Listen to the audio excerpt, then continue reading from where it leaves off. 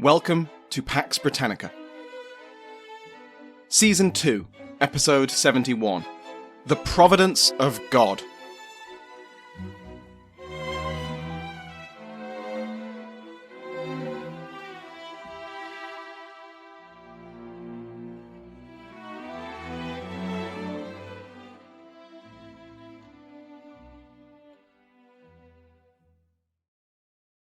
Welcome back to Pax Britannica. I'm your host, Samuel Hume.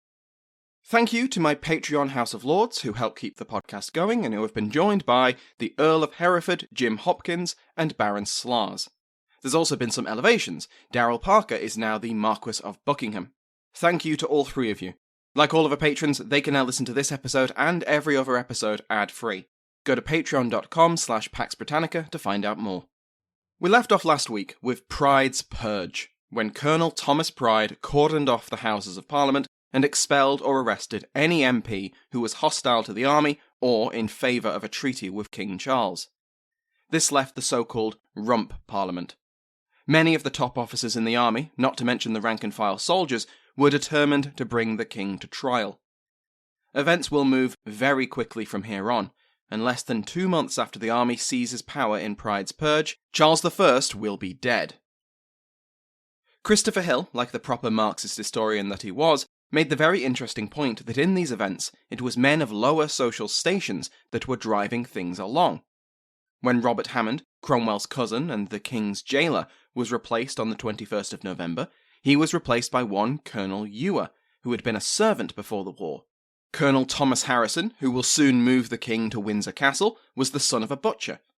Colonel Pride had worked in a brewery. Colonel Oakey had been a candle maker. Colonel John Hewson was a shoemaker. Colonel Gough was a salter. Colonel Barkstead made thimbles. These men will all help the army take control of the country, bring the king to trial, and some of them would sit as judges and sign his death warrant. They were far from what you could call the traditional rulers of England, and far below the social rank of even relatively minor gentry like Cromwell and Hammond. Speaking of Cromwell, where was Cromwell? Because throughout all of last episode, as well as all through these events, Oliver Cromwell has been conspicuously absent. Well, not anymore. Because on the same day that Pride purged Parliament, Cromwell came calling to the capital. The question, asked then and now, was why he had stayed away. Granted, he did have responsibilities that kept him in the north of England. As we saw, he'd entered Scotland to give the Kirk party the push it needed to get the Engagers out of power. He then stopped by Berwick and Carlisle to ensure they were back in English hands. And then, of course, Pontefract was still under royalist control, and that just wouldn't do. But all in all, it meant that Cromwell was out of the spotlight for a long time. A suspiciously long time. Some historians, as well as many contemporaries, believe that Cromwell knew that events were hurtling towards a decision that he either didn't want to make, or that he wasn't sure he knew his answer to. But that didn't mean he was out of the loop. He was kept informed, and he kept regular communication with Sir Thomas Fairfax, his son-in-law Henry Ireton, the leveller John Lilburne, and his cousin Robert Hammond. In fact, Lilburne travelled north and visited Cromwell in September, and they'd keep in touch. Cromwell gave his implicit support to the Levellers' large petition, and much of his regiment was particularly keen on the ideas within it. But on the question of the king, he seems to have been torn. Writing to Hammond, he agreed with him that a settlement with Charles would be nice, but only if they believed he could be trusted, and only if it appeared to be God's will, and on both points Cromwell was unconvinced. On the 20th of November, he wrote to Fairfax to endorse the army remonstrance, telling his commander that he doubted anything good could come from, quote, "this man against whom the Lord hath witnessed," end quote. Cromwell also backed northern parliamentary gentry in their petition calling for justice against the king. John Morrell and Philip Baker agree that Cromwell wanted the king to face trial, and after his guilt was confirmed, as it surely must be, then he would be forced to abdicate or be forcibly deposed, not executed. At this point, and this is still a very hotly debated subject, it seems like Cromwell wasn't committed to the king actually being executed. Not because of any love for the man Charles Stuart, Cromwell probably thought that the king did deserve to die for his actions, but because it would open up so many old and new wounds. There were safer ways to render the king harmless, by either stripping the monarchy of any real power, stripping the monarchy of Charles Stuart, or both. But this attitude would change. When Cromwell arrived back in London on the evening of Pride's Purge, he stated that he, quote, had not been acquainted with this design, yet since it was done, he was glad of it, end quote. That's another question hotly debated by historians. How much did Cromwell know about the purge? Because it's hard to see why Ireton would not have kept him in the loop.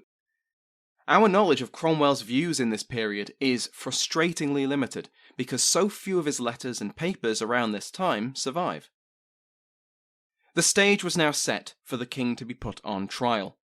But let's be clear, there was a lot of opposition to putting the king on trial, whether or not his life was in danger, and this includes from those on the Army Council. For starters, it's hard to understate the cultural taboo against harming an anointed king.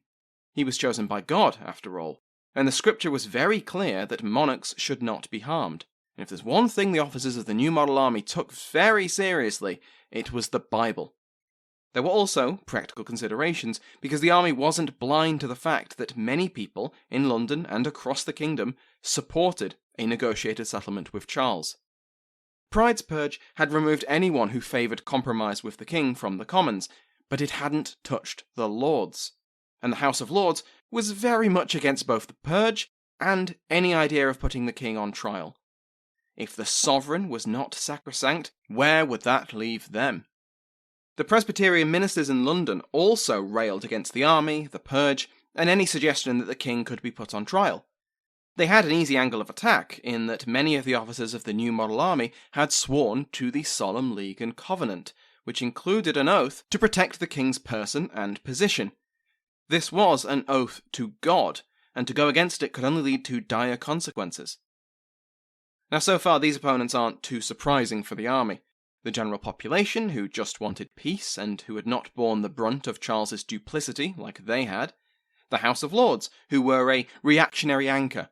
The Presbyterian ministers had been broadly in support of the Newport Treaty. It provided for a Presbyterian religious settlement, and most of their allies in the Commons were now under arrest or had been expelled.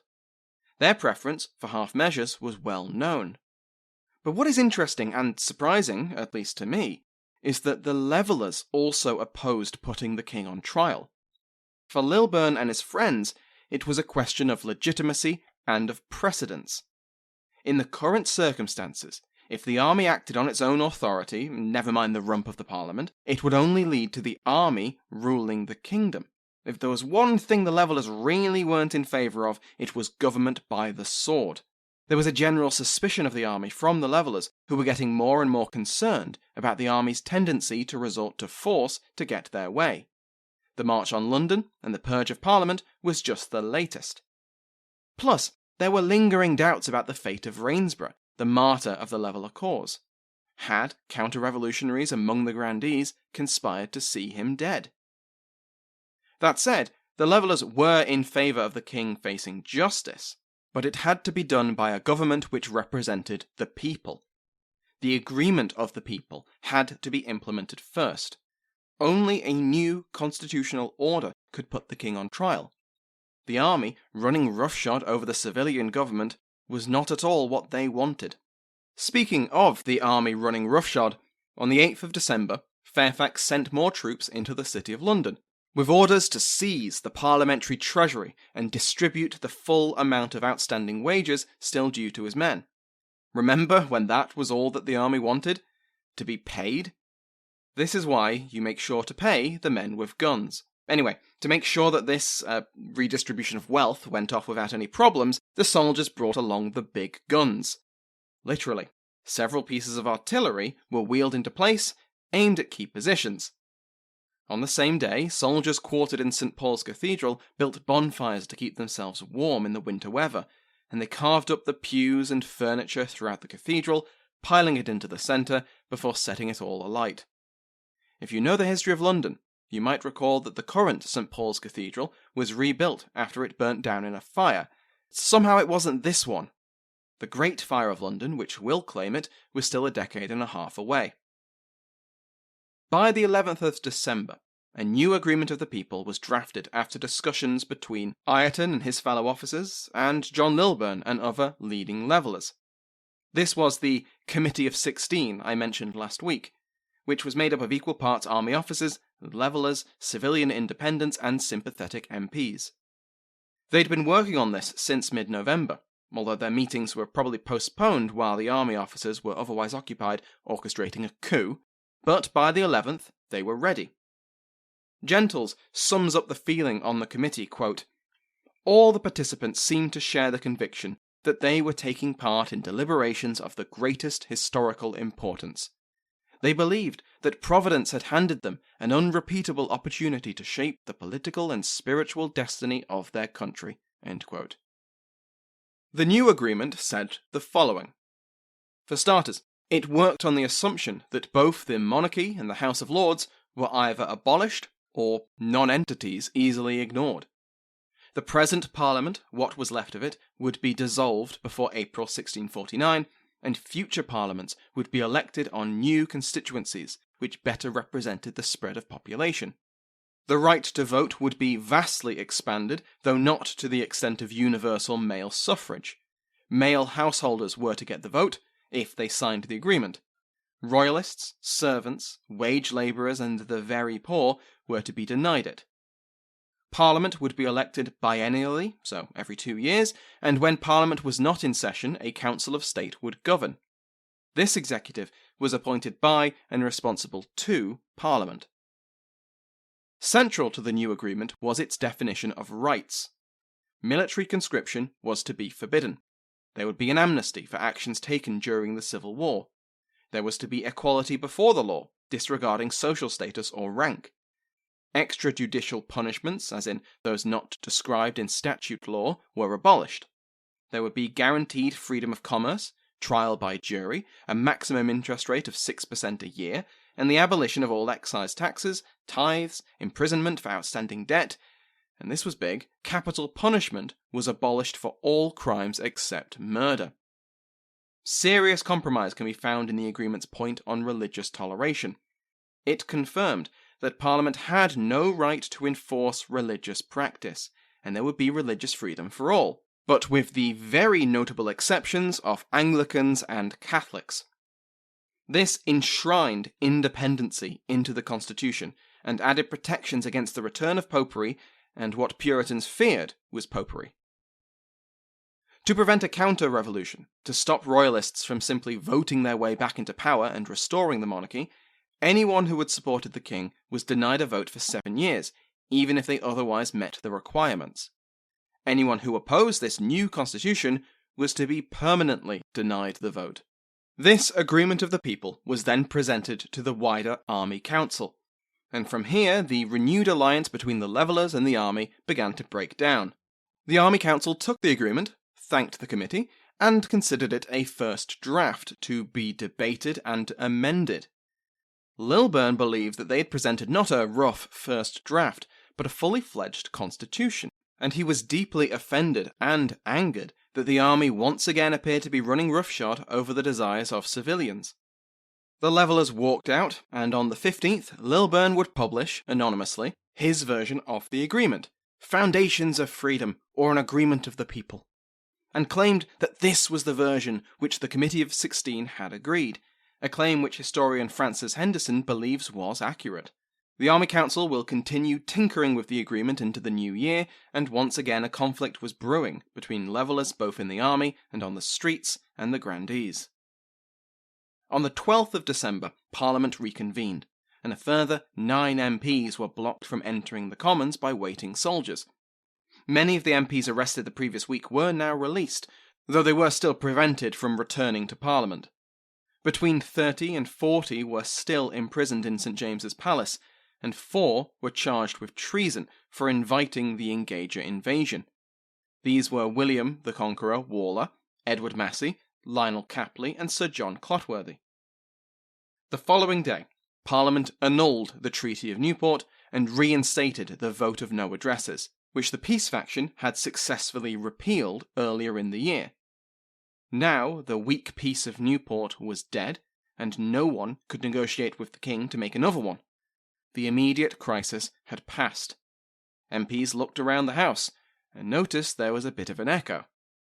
With all the purges and the general unwillingness for moderate MPs to stick around, the House of Commons was dangerously close to being unable to reach its quorum of 40.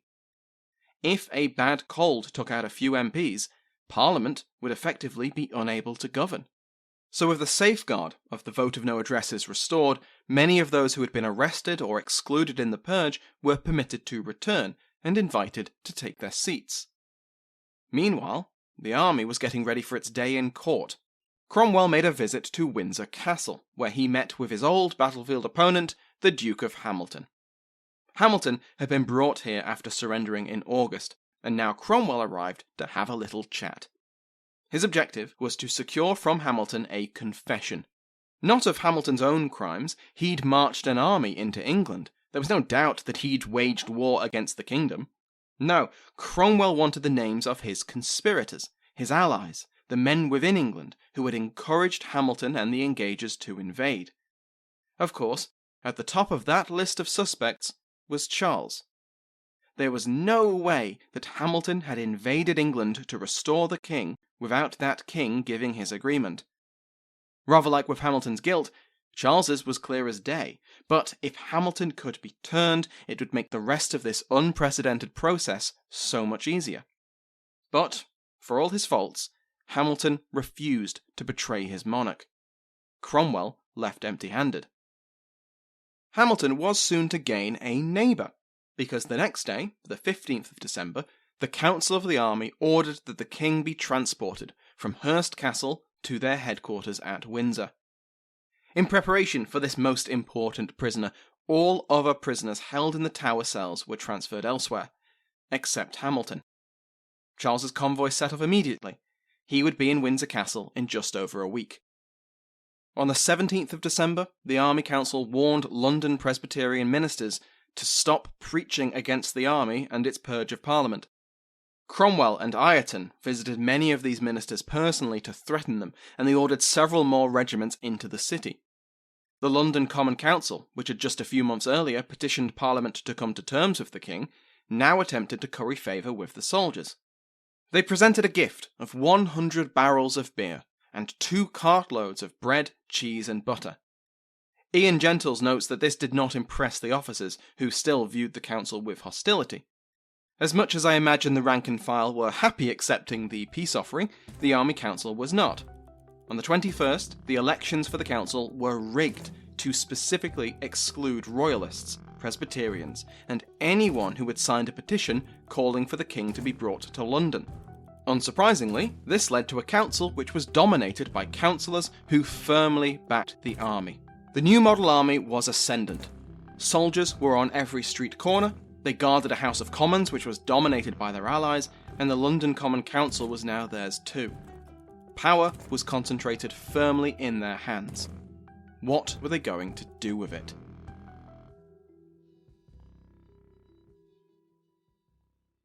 After the King's party left Hurst Castle, they reached Winchester on the 19th of December, and on the 23rd he was safely ensconced in Windsor Castle. Along the way, the army had been disgusted to find that the king was cheered and welcomed by those they passed, and they weren't shy at showing that disgust. At Winchester, the mayor and local notables lined up and welcomed Charles to their city, only for the parliamentarian officers to warn them that they just violated the vote of no addresses and could therefore be charged with treason. The officials quickly backed away and left the soldiers with their royal prisoner. When the king reached Windsor town, the townspeople rioted in his support, and the army violently suppressed them. There would be none of that. But the army was well aware that they were acting against very strong public feeling. The same day, the army published additional pamphlets, labelling the king as the, quote, capital and grand offender and author of our troubles, end quote. He was guilty, quote, of all the trouble, loss, hazard, and expense of the blood and mischiefs that have happened by the late wars in this kingdom, end quote. Their intention was, of course, to turn public opinion against the king, to make their position clear, that Charles Stuart had to be held responsible for his actions, regardless if he was an anointed king, and that he had to be put on trial. The Rump backed the army now, and appointed a committee to consider, quote, how to proceed in a way of justice against the king and other capital offenders, end quote. What that justice would look like was still far from decided. On Christmas Day, the Army Council was visited by an honoured guest, a prophetess, one Elizabeth Poole. As anyone who remembers our interview with Dr. Louise Yeoman will know, there was a place in early modern Protestantism for divine prophets, and this was one of the few ways in which women were capable of preaching. Well, Elizabeth Poole was brought to Windsor to tell the council of her visions. She'd been invited by officers who hoped to avoid regicide, and now she warned the officers against killing the king. She urged them to limit their punishment to deposition, to force the king from the throne, but not take his head. The council remained divided. The fate of the king was not just a question of breaking a taboo, although it was certainly that. There were practical considerations too. If the king was removed, however that might happen, what would happen then? Would Prince Charles be invited back to England to take the throne? He was currently fighting Parliament, and he'd commissioned Prince Rupert of the Rhine, long time no see, as an admiral, and Rupert had spent most of the winter raiding parliamentary shipping. It was hard to imagine the Rump or the army coming to an agreement with the king's eldest son, especially if they were to chop off his dad's head. But Charles had other surviving sons, Prince James and Prince Henry. What about them? Well, James had been in parliamentary custody until April 1648, when he successfully escaped and was smuggled out of the kingdom.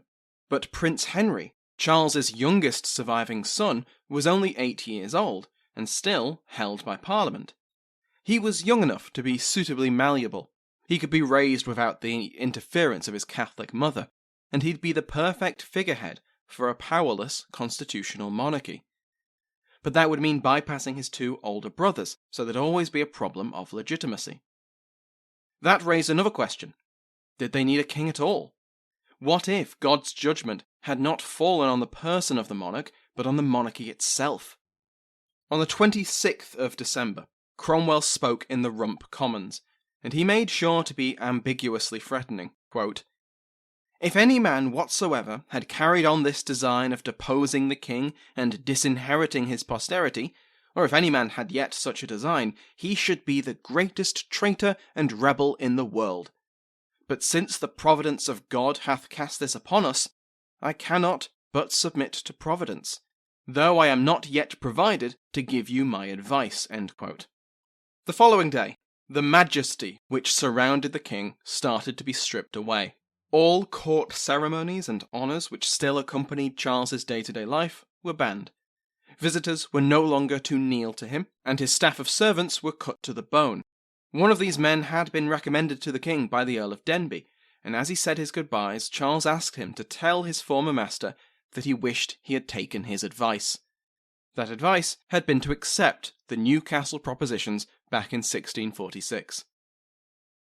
The day after, the 28th of December, was the first reading of the ordinance to establish a special court to put the king on trial.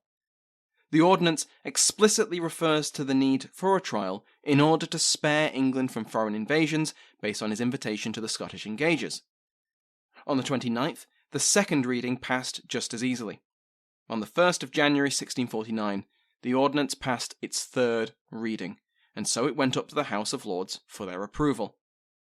The next day, the Rump received an answer from the Lords: no. The peers rejected the ordinance to put the king on trial. It was an outrage, and they would not give their approval to it. Then they adjourned for a week. If the House of Lords didn't meet, parliamentary business would grind to a halt. The peers misjudged the situation. 2 days later, another unprecedented constitutional act took place, in a time of many unprecedented constitutional acts. On the 4th of January 1649, the House of Commons declared that it had the right to pass laws without the agreement of the upper house or royal assent. They were the representatives of the people. And so 2 days later, it did just that. For the first time in English history, the House of Commons passed an act, not merely an ordinance, but an act, upon its own sole authority. An Act of the Commons of England assembled in Parliament for erecting a High Court of Justice for the trying and judging of Charles Stuart, King of England. From here on, the Commons, or at least the Rump, will assume its own sovereignty. The Upper House will be sidelined, and the King, well, we'll talk about that next week. Patrons of the rank of Earl or higher also have a bonus episode covering a strange house of cards, which had been built up over generations of historical writing.